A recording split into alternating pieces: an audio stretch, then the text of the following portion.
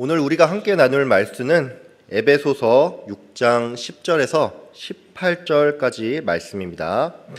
에베소서 6장 10절에서 18절까지 말씀입니다.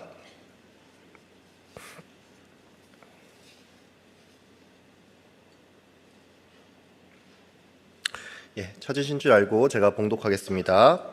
끝으로 너희가 주 안에서와 그 힘의 능력으로 강건하여지고 마귀의 관계를 능히 대적하기 위하여 하나님의 전신갑주를 입으라. 우리의 씨름은 혈과 육을 상대하는 것이 아니요 통치자들과 권세들과 이 어둠의 세상 주관자들과 하늘에 있는 악의 영을 상대함이라. 그러므로 하나님의 전신갑주를 취하라. 이는 악한 날에 너희가 능히 대적하고 모든 일을 행한 후에 서기 위함이라. 그런즉 서서 진리로 너희 허리띠를 띠고 의의 호심경을 붙이고 평안의 복음이 준비한 것으로 신을 신고 모든 것 위에 믿음의 방패를 가지고 이로써 능히 악한 자의 모든 불화살을 소멸하고 구원의 투구와 성령의 검 곧 하나님의 말씀을 가지라. 모든 기도와 간구를 하되 항상 성령 안에서 기도하고 이를 위하여 깨어 구하기를 항상 힘쓰며 여러 성도를 위하여 구하라. 아멘.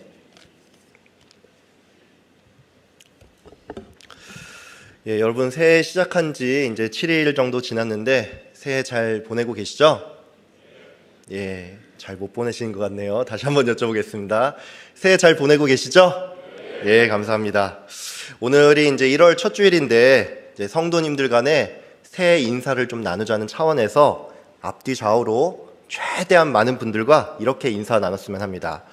올 한 해도 승리하시길 바랍니다. 올 한 해도 승리하시길 바랍니다. 최대한 많은 사랑과 해주세요. 감사합니다. 감사합니다. 오늘은 하나님의 전신갑주를 입어라 라는 제목으로 함께 말씀을 나누도록 하겠습니다. 오늘 우리가 방금 읽은 에베소서 6장은 여러분이 익히 들어서 잘 아는 본문 말씀인데 저희 올해 화성교회의 표가 믿음의 뿌리를 든든히 내리는 교회이지 않습니까? 어떤 분들은 올해 표에 교회가 들어가 있다 보니까 이 표가 어떤 공동체적인 사명만을 의미한다고 생각을 할 수가 있는데 여러분 우리가 한 성도가 또한 한 교회이지 않습니까? 그래서 오늘은 우리 한 사람 한 사람이 나의 믿음의 뿌리를 점검을 하고 또 올해를 어떻게 살아야 할지 본문을 통해서 함께 배우는 시간이 됐으면 합니다. 참고로 오늘 다룰 본문은 이 다룰 내용이 굉장히 많기 때문에 사실 설교 한 편의 모든 내용을 다 담기는 어렵습니다. 여러분들 중에 아시는 분도 계실 텐데 이 마틴 로이드 존스라고 20세기에 굉장히 유명했던 이 영국의 복음주의 설교자가 있습니다. 근데 이 마틴 로이드 존스는 오늘 이 에베소서 6장 본문 하나를 가지고 이 거의 500페이지 분량에 달하는 이 설교문을 책으로 낼 정도였습니다.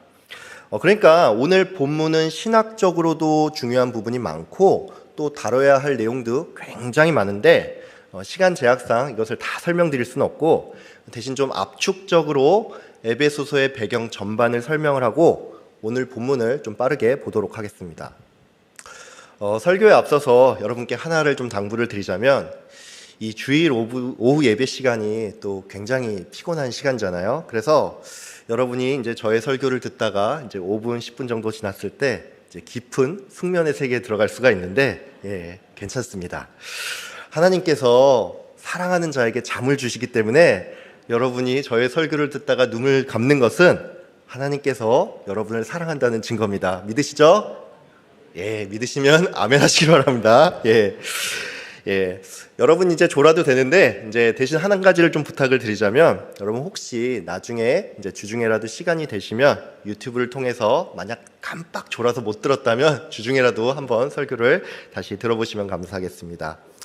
이제 에베소서의 본문의 배경을 좀 보도록 하겠습니다. 우리가 잘 아는 것처럼 에베소서는 바울이 쓴 편지 중에 하나로서 이 에베소 교회에 보내는 편지입니다. 여러분은 에베소 하면 이게 성경 지명이다 보니까 이제 여기가 어딘지 잘 모를 수가 있는데 이 에베소는 현재 그 터키 서부 해안에 위치한 지금 이름으로 하면 셀추크라는 이름의 도시입니다.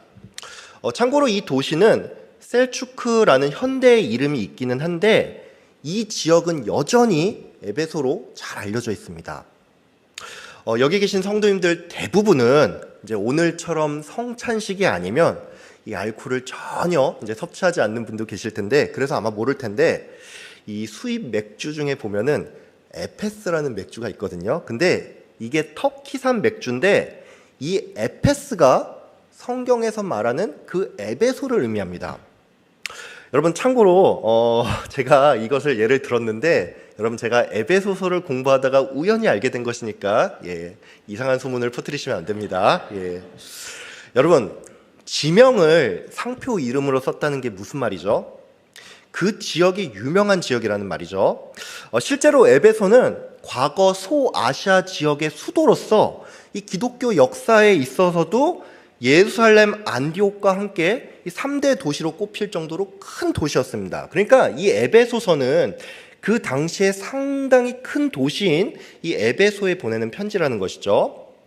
에베소서는 크게 두 부분으로 나눌 수가 있는데, 이제 1장부터 4장 초반까지는 이 성도의 구원과 이 교회가 어떤 건지에 대한 이 교리가 주된 내용이라면, 이후 4장부터 마지막까지는 성도가 어떻게 살아야 한다는 이 권면이 주 내용이라고 할 수가 있습니다.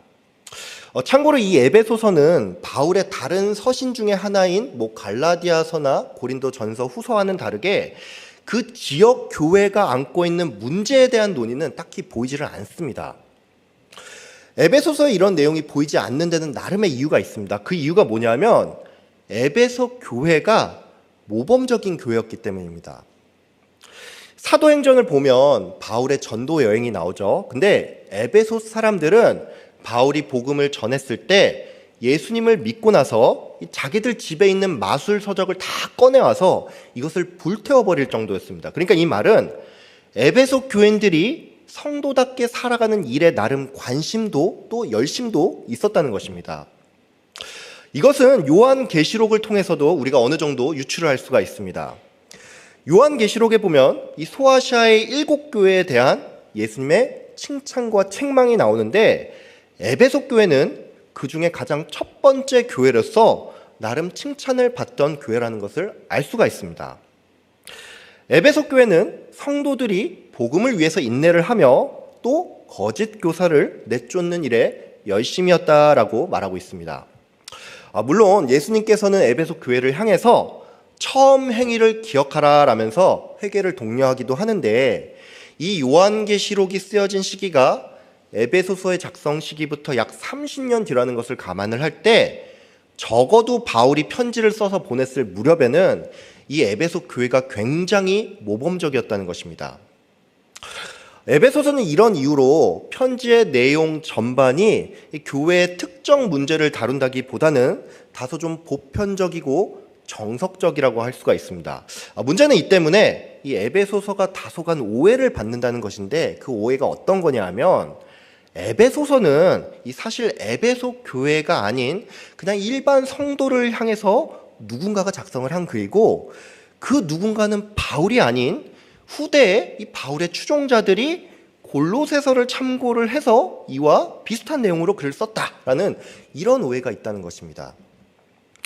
참고로 이런 주장은 전혀 적절하지 않다고 할 수가 있습니다. 왜 그러냐면 에베소서와 골로새서의 내용이 비슷한 것은 그냥 그럴 수 있다는 것입니다.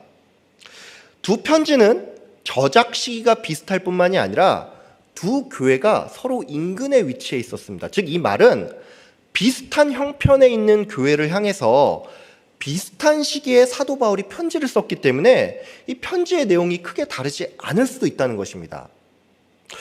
또한 서신서의 내용이 보편적이고 정석적이라는 것도 전혀 문제될 게 없다고 할 수 있습니다. 편지의 내용이 정석적인 걸로 치면 바울 서신 중에서 로마서가 특히 그렇죠. 근데 로마서의 내용이 그렇다는 이유로 저작성을 의심하는 사람은 별로 없습니다. 즉 에베소서도 내용이 정석적이라는 이유로 저작성을 의심할 필요는 없다는 것입니다. 방금 전까지 이제 에베소서에 대한 배경 설명을 좀 드렸는데, 이제 오늘 본문을 좀 살펴보도록 하겠습니다. 오늘 본문은 이제 앞서 설명드린 이 에베소서의 두 부분 중에 권면 부분에 해당이 되고 또 그 중에서도 가장 마지막에 위치해 있습니다. 에베소서는 4장부터 6장까지 이 성도의 삶 전반에 대해서 언급을 하는데, 바울은 먼저 성도가 옛사람이 아닌 새 사람으로 거듭났으니 구별된 삶을 살 것을 권하면서 악을 멀리하고 또 음행과 탐욕을 버릴 것을 요청했습니다.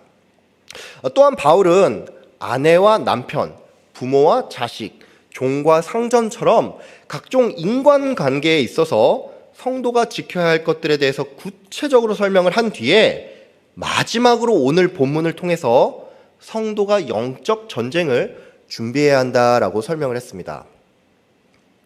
오늘 본문은 끝으로 너희가 주 안에서와 그 힘의 능력으로 강건해지고 마귀의 관계를 대적하기 위해 하나님의 전신갑주를 입으라, 이렇게 시작을 합니다. 참고로 개역 개정 성경은 이 10절 문장의 시작 부분을 끝으로라고 번역을 해서 이 바울이 앞서서 성도에게 여러 가지를 권면을 하고 그 많은 권면 중에 하나로서 이 영적 전쟁을 준비하라라고 말을 하는 것 같은데, 참고로 이 단어의 원뜻은 결론적으로라는 의미를 가지고 있습니다. 즉 이 말은 6장 10절 이후에 나오는 내용이 바울의 여러 가지 권면 중에 하나가 아니고 이 앞서 언급한 모든 권면의 종합으로서 영적 전쟁을 준비하라는 것입니다. 다른 말로 영적 전쟁은 이 눈에 보이지 않는 어떤 추상적인 게 아니고 바울이 앞서서 설명한 성도가 구별된 삶을 사는 것, 또 각종 인간관계 속에서 성도답게 살아가는 이것이 곧 영적 전쟁의 실체라는 것입니다. 요약을 하자면 오늘 우리가 살펴볼 6장 10절의 이전까지는 영적 전쟁의 실체와 또 구체적인 실천 방안에 대해서 언급을 했다면, 그 이후로는 성도가 그러면 이 전쟁을 잘 치르기 위한 비법이 뭔지 이것에 대해서 설명을 하고 있다는 것입니다. 여러분, 그러면 우리 성도가 이 영적 전쟁을 잘 치르기 위한 비법은 무엇일까요? 이것은 바로 주 안에서 강건해지는 것입니다. 여러분, 성도가 주 안에서 강건해진다는 건 무슨 말일까요? 우리는 보통 강건해진다라고 하면 내 몸이 건강해지고 병이 있어도 믿음으로 낫는, 이것이 곧 주 안에서 강건해지는 이다, 이렇게 생각을 할 수가 있는데, 여러분, 주 안에서 강건해진다는 것은 단지 이런 의미만 있는 것이 아닙니다.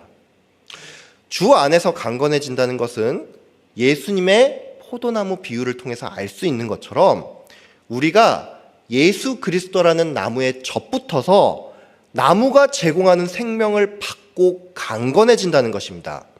즉 승리의 첫 번째 비결은 성도가 예수님으로부터 생명을 공급받기 때문에 성도 한 사람 한 사람이 예수님을 닮아가는 이것이 곧 영적 전쟁의 승리 비결이라는 것입니다. 여러분, 예수님은 어떤 분입니까? 예수님은 스스로를 온유하고 겸손한 자라고 말을 했습니다. 이 온유와 겸손은 세상이 일반적으로 말하는 능력과는 거리가 멉니다. 실제로 예수님은 온유함과 겸손함으로 십자가라는 멍에를 매셨죠.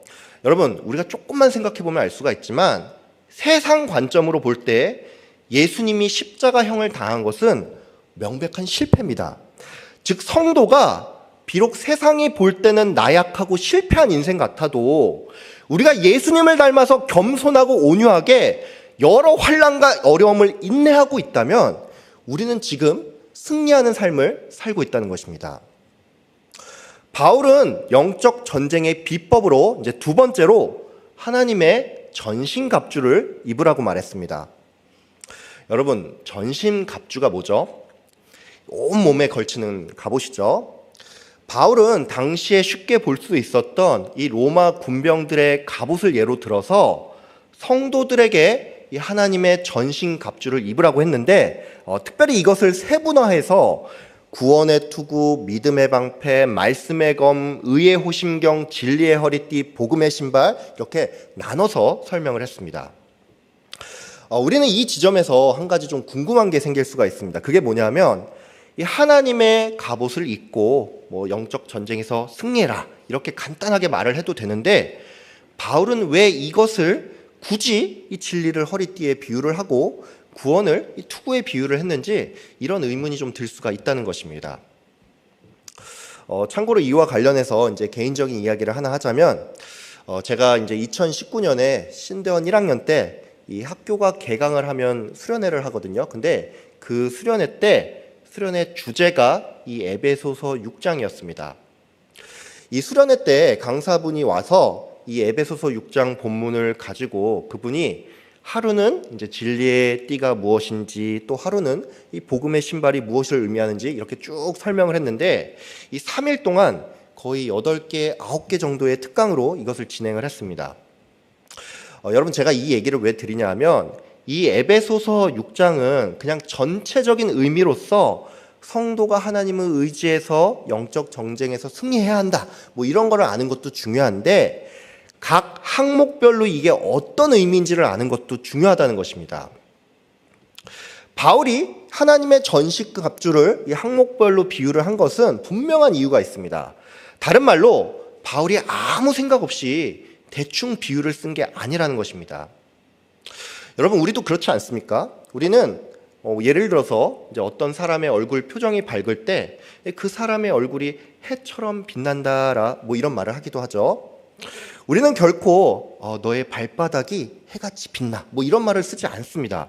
즉 우리는 무언가를 비유를 할 때 그 대상의 특징을 가지고 비유를 하지 아무 생각 없이 되는 대로 비유를 하지는 않는다는 것입니다. 그런 의미에서 바울이 비유한 이 전신 갑옷도 세부 항목별로 의미가 분명히 있는데 제가 앞서도 설명을 드렸지만 이 항목별로 예전에 강사분이 설교를 한 편씩 했다고 했죠. 근데 저희는 오늘 오후 예배 시간에 이걸 다 끝내야 하니까 핵심만을 좀 알아보도록 하겠습니다.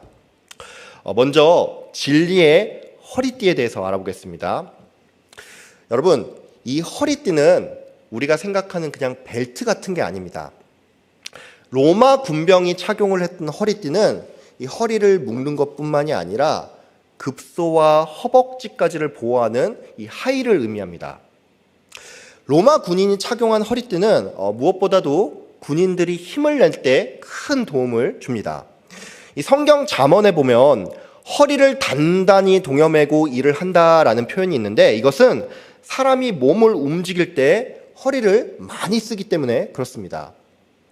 여러분도 잘 아시겠지만 우리가 무거운 물건들을 들 때 허리 조심하라는 그런 말을 하죠. 군인이 전쟁을 치르려면 이 무거운 방패도 들고 무거운 창도 들어야 하니까 힘을 내야 하고 그래서 로마 군인들은 이 허리띠를 다 착용을 했다는 것입니다. 즉 이 허리띠가 가장 기본적인 갑옷으로서 진리가 허리띠로 표현이 됐다는 것은 성도에게 진리의 말씀이 성도를 보호함과 동시에 힘을 내게 하는 가장 첫 번째가 된다는 것입니다. 다시 말씀드리겠습니다. 진리의 말씀은 성도를 보호함과 동시에 성도에게 힘을 주는 가장 첫 번째가 된다는 것입니다. 두 번째로 봐야 할 것은 의의 호심경입니다. 여러분은 호심경이라고 하니까 이게 뭔지 잘 모를 수가 있는데 이건 말 그대로 심장을 보호하는 경갑으로서 이 상반신 전반을 보호하는 흉배를 의미합니다. 여러분 경찰들이 방탄복을 입는데 이 방탄복이 어디를 가리죠? 가슴과 배를 보호하죠. 방탄복이 이 부분을 보호하는 까닭은 여기에 인간들의 그 각종 장기들이 많기 때문에 이곳을 다쳤을 때 이 사람이 바로 죽을 수도 있기 때문입니다. 그래서 의의 호심경이라는 것은 사탄이 우리에게 의의 문제를 가지고 끊임없이 공격한다는 것을 의미합니다. 한마디로 야 네가 그러고도 의롭다고 할 수 있어? 이런 공격을 자꾸 하는데 이것을 방어를 하지 않으면 우리가 죽을 수도 있고 그래서 성도가 예수 그리스도의 의를 가지고 이 사탄의 공격을 방어한다는 것입니다. 세 번째로 볼 것은 복음의 신발입니다. 복음은 말 그대로 우리에게 구원을 알려주는 좋은 소식이죠. 근데 이것이 신발인 까닭은 우리가 세상에 나아가게 되는 그 동기가 복음에 있기 때문입니다. 네 번째로 볼 것은 믿음의 방패입니다. 방패는 공격을 가장 먼저 막는 수단이죠. 다른 말로 방패가 상대의 공격을 막지 못했을 때 이후에는 우리가 입은 갑옷이 우리를 보호한다는 것입니다. 사탄은 성도가 죄를 지을 때 우리를 정죄한다든지 또는 성도가 인생의 어려움을 만날 때 우리를 좌절하게 만듭니다. 쉽게 말해서 이것이죠. 네가 그렇게 죄를 짓고도 하나님 자녀라고 할 수 있어? 뭐 이렇게 말을 하거나, 야, 네가 교회를 몇십 년을 다녔는데 네 인생을 한번 봐. 네가 진짜 하나님 자녀라면 인생이 그렇게 안 풀린 게 맞아? 뭐 이런 식으로 우리를 공격한다는 것입니다. 믿음이 방패라는 것은 우리가 하나님을 신뢰할 때 이 공격을 막을 수 있다는 것입니다. 성도가 인생의 어려움을 만날 때 하나님의 능력을 신뢰하면 이 문제를 하나님이 해결해 줄 수 있다라고 생각을 하겠죠. 또한 성도가 죄를 지었을 때 하나님의 긍휼하심을 신뢰하면 사탄의 정죄에 휘말리지 않는다는 것입니다. 즉 믿음은 사탄의 공격을 가장 최우선으로 막는 방패가 된다는 것입니다. 다섯 번째는 구원의 투구입니다. 투구는 머리를 보호합니다. 이 머리를 보호하는 것은 상반신, 배를 보호하는 것만큼이나 중요합니다. 왜 그렇습니까? 이건 사람이 머리를 다쳤을 때 바로 생명을 잃을 수 있기 때문입니다.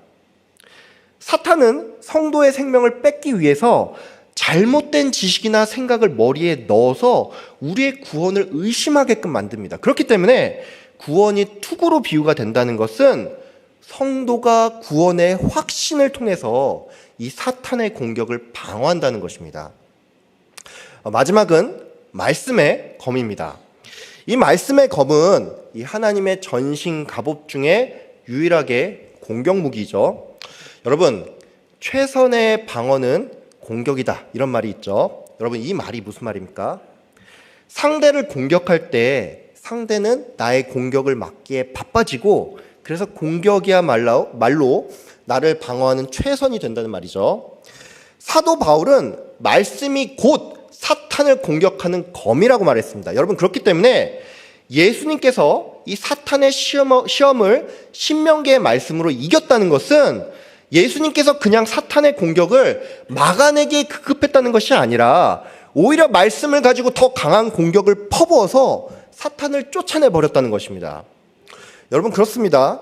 우리가 사탄을 이기는 가장 좋은 방법은 말씀이 늘 내 안에 머무르게 하는 것입니다.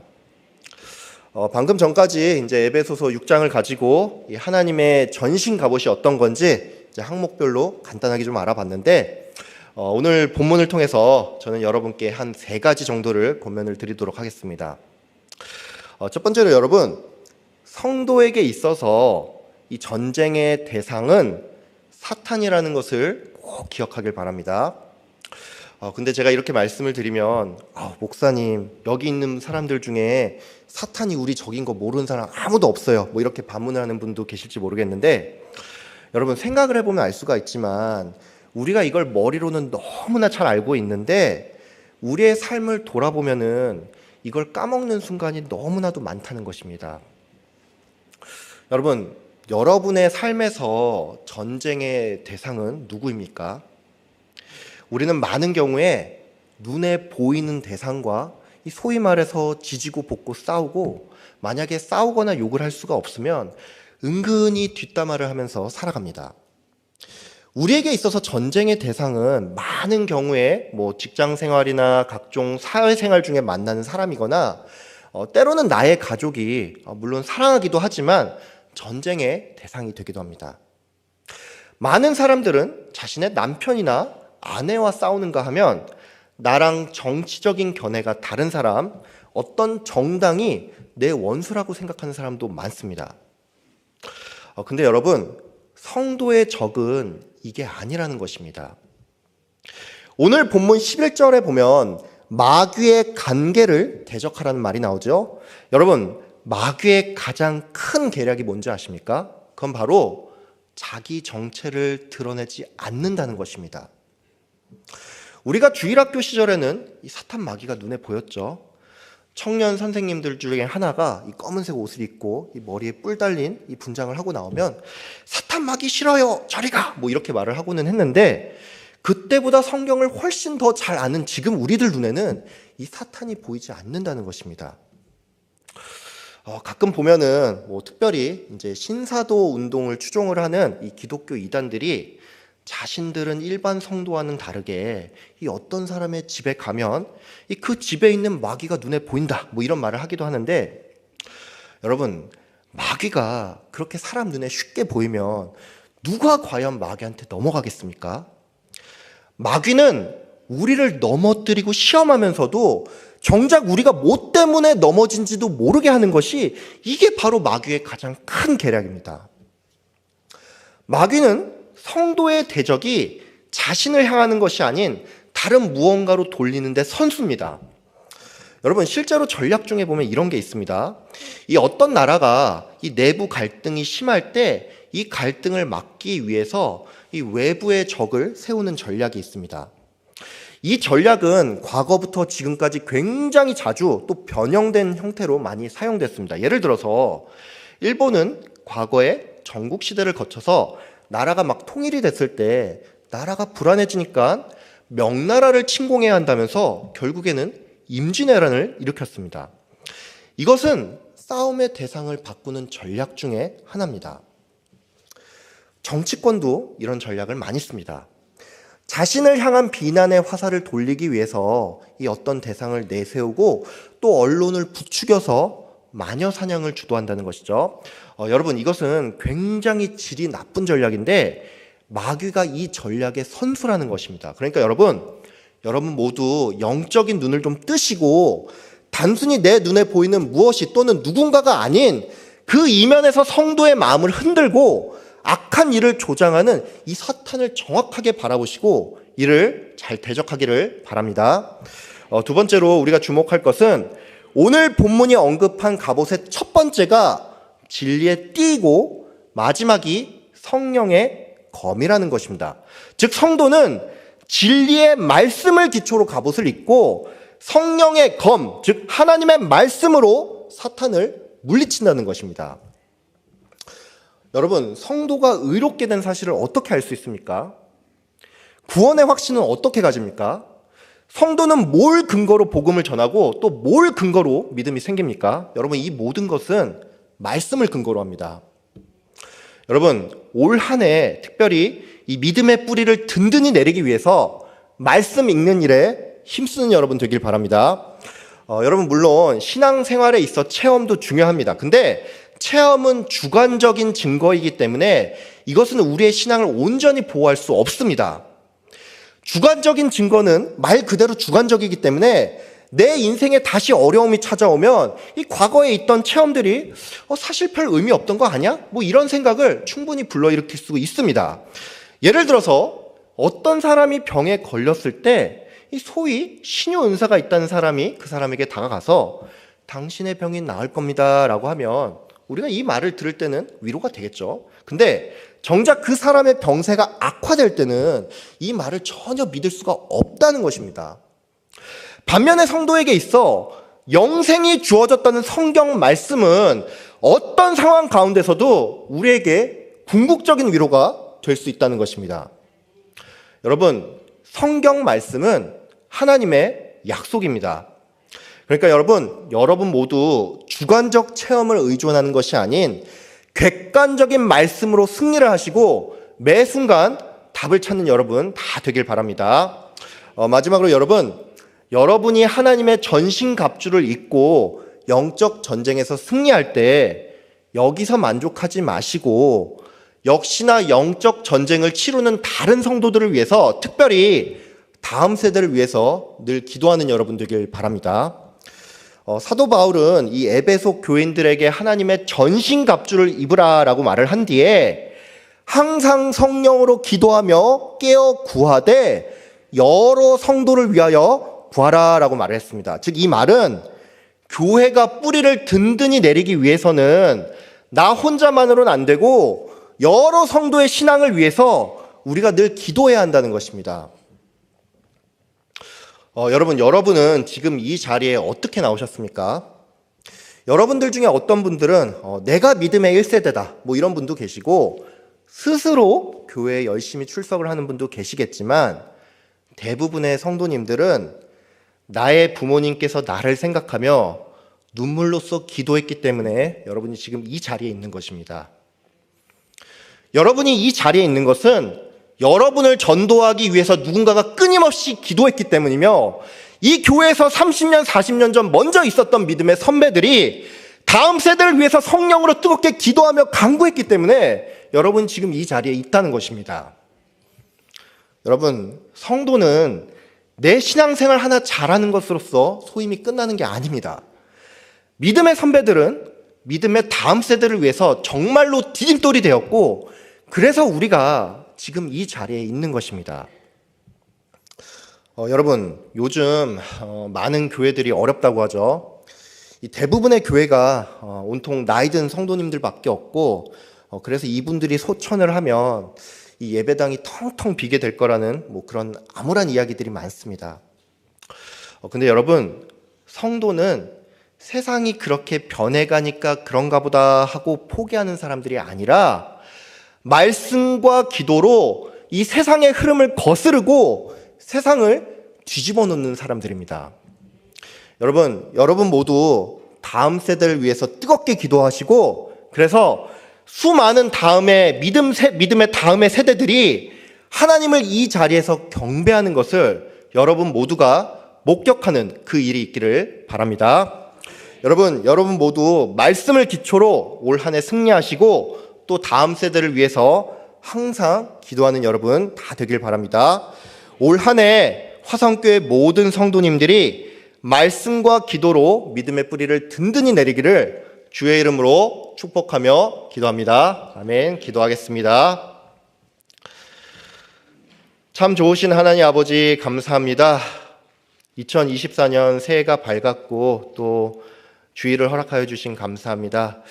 오늘 또 이 시간 하나님께서 주신 말씀을 가지고 우리가 나눌 수 있었는데 하나님 아버지 오늘 이 말씀 가지고 살아갈 때 특별히 하나님 올 한 해 정말 영적 전쟁에서 승리하는 모든 성도님들 다 될 수 있도록 주님 복을 내려 주시옵소서. 이를 위해서 말씀을 늘 가까이 하고 기도하는 삶을 반복하면서 하나님 아버지 나의 믿음 하나를 챙기는 것에 만족하는 것이 아니라 우리의 다른 성도님들을 위해서 뜨겁게 기도하며 특별히 다음 세대를 위해서 눈물로써 씨를 뿌리고 그 결실을 반드시 보는 올 한 해가 될 수 있도록 주님 큰 복을 이 화성교회에 내려 주시옵소서. 감사드리며 예수님의 이름으로 기도하였습니다. 아멘.